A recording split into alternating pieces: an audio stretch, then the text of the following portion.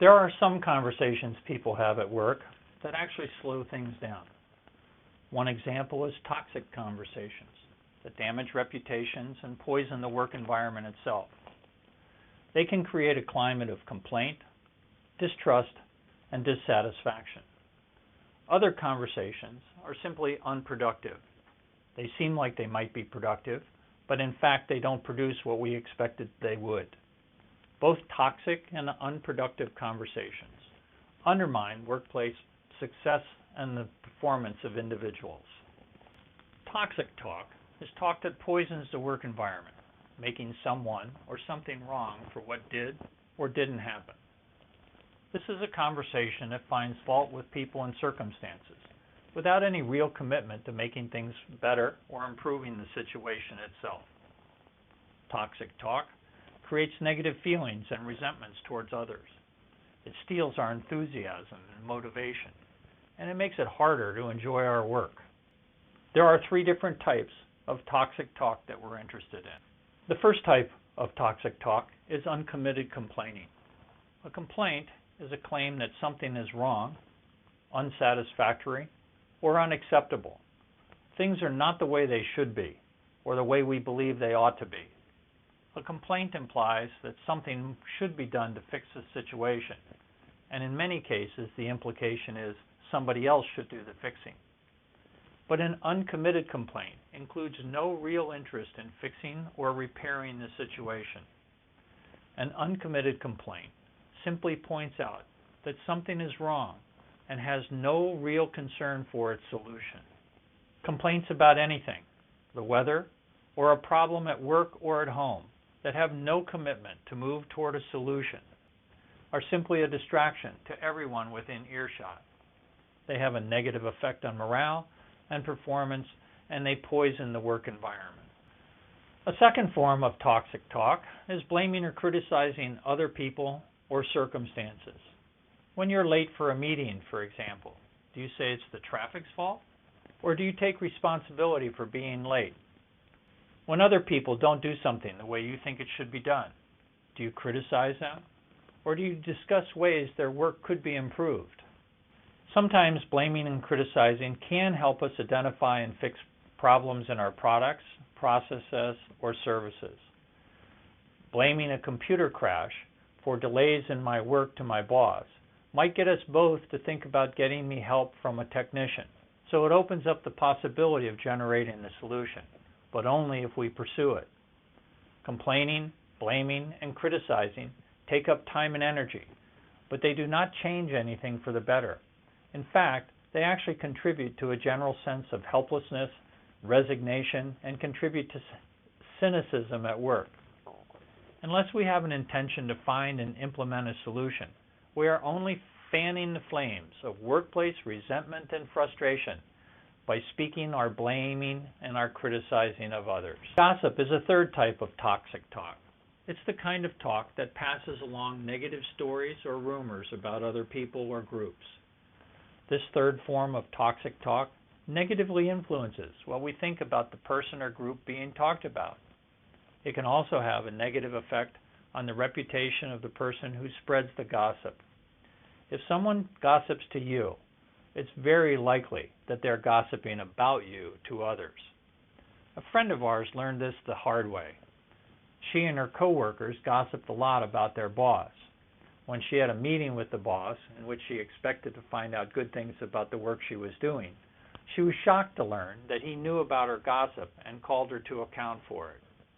How did he know about it? One of her coworkers had told him. Together, complaining, blaming, and gossiping work to create a more negative and toxic workplace and lower morale and satisfaction. Not all talk that slows things down is toxic. Some of it's just simply unproductive. Unproductive talk looks and sounds like it might be productive and leaves people expecting something to happen, but our expectations will not always be fulfilled. There are 3 forms of unproductive talk.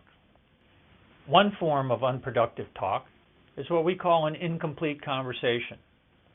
A productive conversation needs to include the appropriate accomplishment and resource ingredients, as we pointed out in the previous session. When we leave ingredients out of our conversations, they will not produce the results we expect them to. For example, if we leave out the time by when we want something done, we have left out an accomplishment ingredient. That means people will be uncertain about when they should have something completed, and we may not get it on time as a result. That lateness is not caused by their incompetence, their lack of motivation, or their laziness, but because our request was incomplete and failed to include the time by when we wanted to receive it. A second kind of unproductive communication is when we use the wrong kind of conversation to accomplish something. Each of the 4 productive conversations produces a different kind of impact on the listener.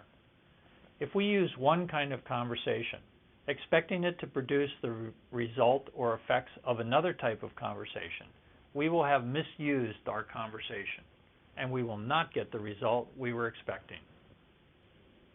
The most misused productive conversation is the understanding conversation, because most of us think that if people understand something, then they will take the correct actions.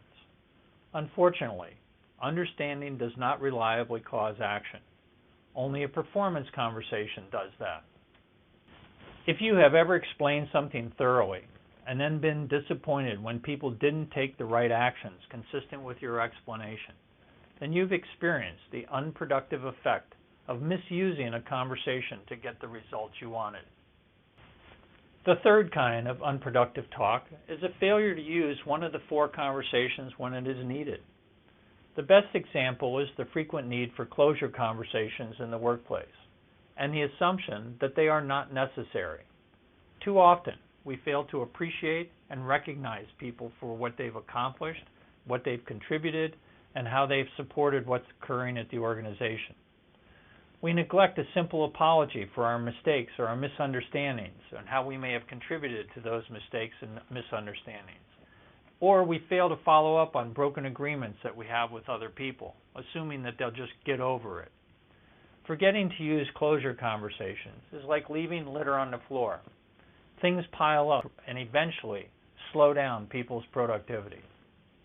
In other cases, we simply forget to use one of the conversations. For example, we may have a great meeting in which people at the meeting clarify exactly what needs to be done and why. They come out understanding exactly what's required, but then fail to take any action after the meeting. That's because there were no performance conversations in which requests were made out for people to take specific actions and produce specific results in time. So we didn't know what people were actually going to produce it and when it would be completed. As a result, nothing happened even though it was a great meeting. Productive conversations that are left incomplete, used to get a different result than they are designed to produce, or left out altogether will slow things down. In these cases, we don't need more communication. We need to practice the appropriate and complete use of the 4 productive conversations. There are consequences to the toxic and unproductive conversations we've just talked about. Things slow down. Things slow down, and that contributes to the barriers to success we observe at work. One consequence of incomplete conversations, for example, such as failing to say a by when we want something done, will contribute to the barrier of lateness, poor quality work, and a lack of teamwork. Misused conversations, such as using an understanding conversation when you want people to take action, will contribute to the barrier of lateness, a lack of teamwork, insufficient resources and support, and poor planning. Missing conversations, such as the failure to have a closure conversation, contributes to the barrier of lateness, workload overwhelm, and difficult people. These barriers to workplace success, in turn, provide a basis for the complaining, blaming, and gossiping we saw in toxic talk that occur at our workplaces. The results of unproductive talk is what contributes to people at work sometimes being confused and uncertain, frustrated and anxious, annoyed and resentful with each other and with others in the organization, as well as discouraged and disengaged. Toxic and unproductive conversations erode the trust and friendliness in a workplace. These conversations erode our confidence in each other when we see more and more barriers to our own success and accomplishment. As a result, we start tuning out each other. We stop listening and we stop paying attention in the way we would otherwise. Fortunately, there is something we can do about it.